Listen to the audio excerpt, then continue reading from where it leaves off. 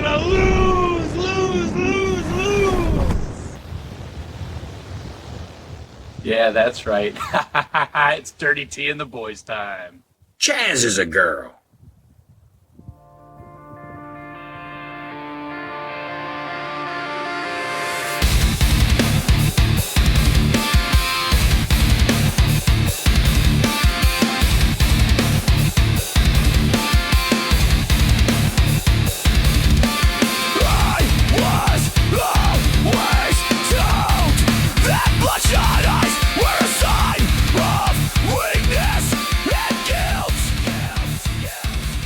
Good afternoon, folks. It is another Wednesday.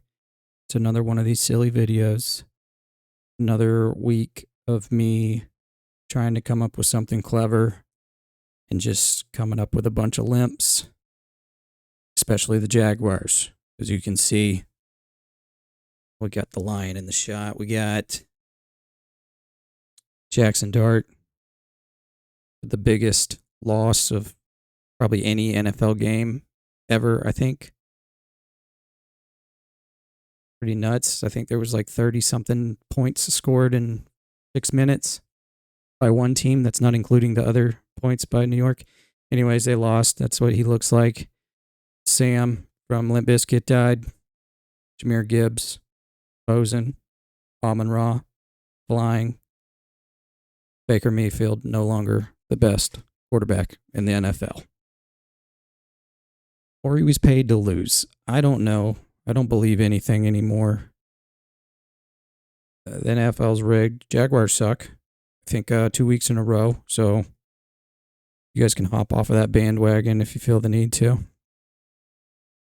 Or, I mean, if you want to stay on it, stay on it. Doesn't matter to me. Does not matter to me. We're going to make this a quick one. Because I got things to do, you know? And who knows if anybody even watches this crap, right? Who knows if anybody even watches this crap? I got another win, though, so suck on that. Sick Boys up to 3-4, baby. Not sure how I won it other than just because I was up against Len. And he tends to lose. I think he's won. Yeah, he's won once. He is sitting in last place still. Last week I said, don't just do something, be something. And Len is being a loser right now. So 105 points to 119. Who busted? Oh, Ja'Cory Krosky-Merritt. He got that in a trade for Justin Jefferson. So that worked out really good. Got you 4 points.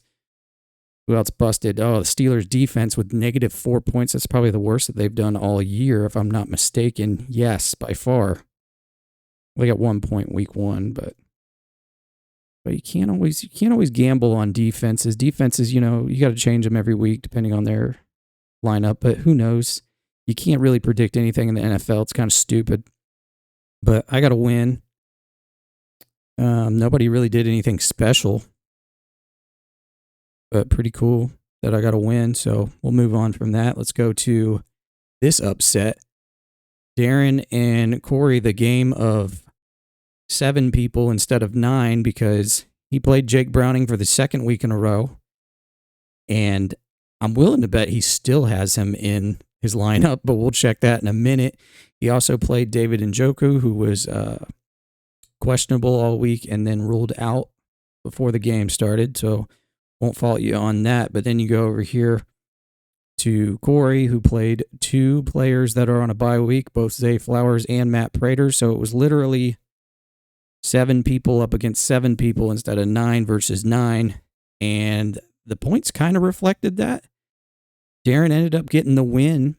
He had Jake Bates left to go in the Monday night game, and Jake Bates hit like a 58-yarder and got him 5 points, which put him over the edge just enough to beat Corey. So that was a pretty cool win. Darren sitting at 3-4 in 8th place.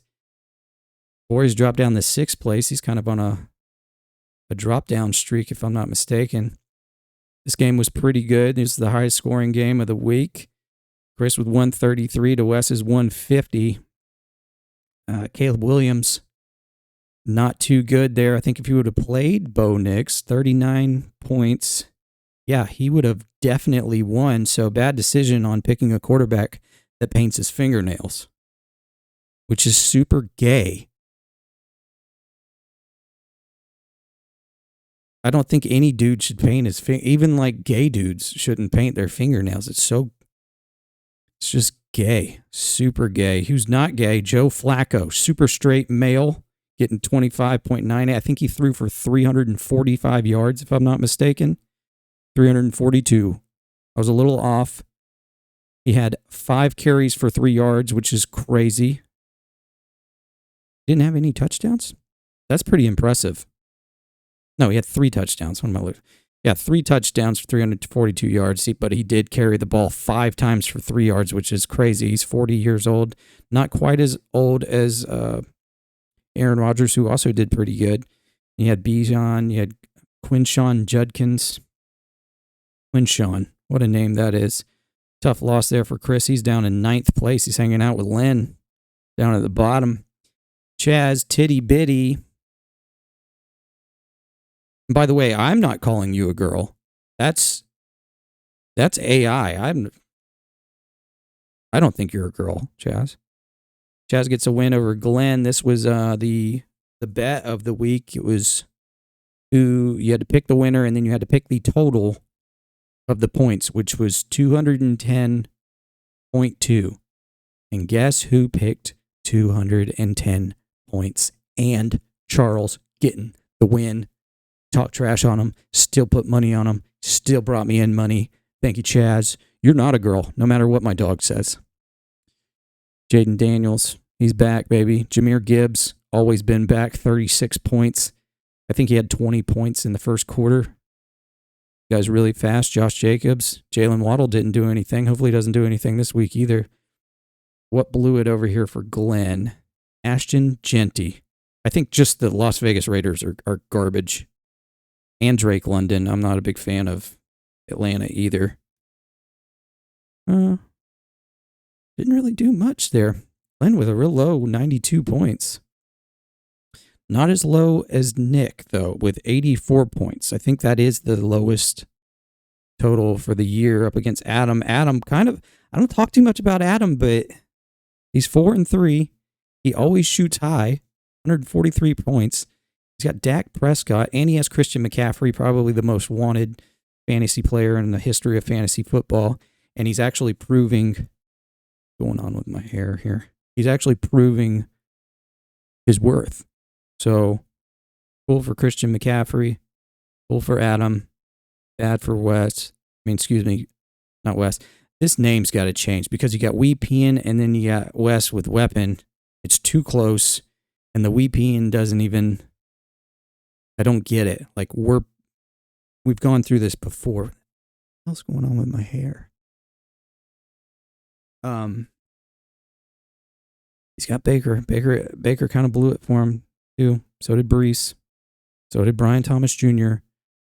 And any other Jaguar that played. Actually, I think Travis Hunter actually did some points. He got his first touchdown of the year. Yeah, he put up 24 points. 8 receptions for 101 yards. Well, that must have happened in like the fourth quarter because I didn't see him do much the rest of the game. That was the game we went to Hurricanes, watched it. It was terrible. Hurricanes breakfast was just some old guy in the back making breakfast, I'm pretty sure, on a griddle. Wasn't bad, but it wasn't good. The Bloody Mary was good, though. All right, let's go here. Go over this real quick. Where are we sitting here? 8 minutes. Not bad. All right. Sick Boys versus Chaz. Not a female, but he's losing like one this week. He's going to lose like a female. 119 to 116. Detroit's on a bye week, so I basically have the whole Detroit Lions team, and now I don't. So, and I've got a couple questionables, so this could go real squirrely for me real quick. I picked up Aronde Gadsden the second. He got, 29 points last week? 29.4. As a tight end, that's pretty good. And that's 7 reception for 164 yards. Can he do it 2 weeks in a row? I don't know. He got 7 receptions the week prior, 9.7 average per catch. That's pretty good. So, bet of the week, by the way, is his highest tight end numbers. We're going to go back to that. Up against Chaz, let's see who's he got. He's got Josh Jacobs, questionable. He's playing Jackson Dart, who could be great, could be terrible. There's a gamble there. He's got Tucker Kraft as a tight end, Jake Elliott as a kicker. I don't know. I don't know who's going to win this one. According to AI, myself, he's going to lose. But Len, can he get Darren's projected 49 points? Can Len beat the guy who could potentially not change his lineup for 3 weeks in a row and have 1, 2, 3, 4, 5 players out? Can Len get that win up against somebody who is only playing 4 people? 1, 2, 3, 4. 4 people out of 9. Can Len get that win up against Jamar Chase, David Njoku, who also might not play, McMillan, and the Chiefs defense? He's projected 50 points. Len's projected 105 points. Darren, you got to change your lineup or let me know and I'll put you on auto. That way, at least auto will change your lineup for you. Just let me know if you're not going to. I mean, you put money in, you gotta, and you're still in 8th place, tied for 8th place with 3 wins. So can he make a comeback? I don't know. Corey up against Chris. Corey's sitting at 123. Looks like he's got all of his players in. Chris playing Bo Nix this week, which is going to be hilarious if Bo Nix does a terrible job and Finger Painted Nails does a great job. So that'll be really fun to watch. Saquon Barkley, can he break 10 points this week? I don't know. He's got Nico, who's questionable. Chris Olave is questionable. Alvin Kamara is questionable. It's going to be a rough game here. There's going to be some changes in that lineup. Wes up against Nick, 135 to 95. Nick is missing a couple. Jaguars don't play this as their bye week, huh? So he's missing wide receiver. He's missing 2 wide receivers right now as far as, let's see who else he's got here. He's got Puka, who's out. He's got Devontae Smith he can throw in there. He got Woody Marks, who he can throw in there, which who the frig is Woody Marks? That's a terrible name. So Nick going to make some changes there. Wes, somebody's got to beat Wes. I think Len beat Wes, right? So maybe Nick will beat Wes. I don't know. Glenn, coming off of that hard loss to Chaz. This is going to be a good game here. This could be real close. If Adam wins this, he'll shoot up to, well, he'd be tied for 2nd place probably unless Wes loses. So you got to look out for Adam, Glenn, and I guess Chaz. He's 3rd place, yeah. So Adam, Chaz, Glenn, and Wes all sitting there in the top 4. You got me sitting right there in the middle, all pretty. Corey's right behind me. Nick's in 7th. Darren in 8th. Chris way down here on the bottom at 9th place. And Len just holding last place real strong. But anything can change. It's still pretty early. And I think that's the end of the show. Like I said, the bet this week, the $5 pool is going to be highest points for a tight end. And yeah, you could play 2 tight ends if you wanted to. You could have one in your flex position if you want to be crazy. I don't suggest that, but that's it. We've got some more. I don't know if you guys heard that in the intro. That was AI Madison Avenue, and also PSA here. I just got this from my wife. There's a driver's license checkpoint in Green Cove on October 24th, which is this Friday, from 9 a.m. to 11 a.m. Motorists can expect delays in the area and should plan ahead if driving in this time frame. You got to have your registration, valid insurance, and your driver's license ready. So if you do not have a license, or if you are drunk or inebriated by some other faculty, You lose your faculties. You're too tired to drive. Maybe not a good time to drive on Friday morning, 9 a.m. to 11 a.m. in Green Cove. And I have a feeling that they're doing other checkpoints everywhere else. Cops are everywhere. I actually got a speeding ticket today, which is some BS for 21 miles per hour. I was going 21 miles per hour. Allegedly, guy said that I sped up too fast coming out of a school zone, which I think was targeting because I drive a Dodge Charger, and he probably thought I was black. So we'll end on that note. Here's some more AI, Madison Avenue. Save yourself the heartbreak. Be safe. Stay safe.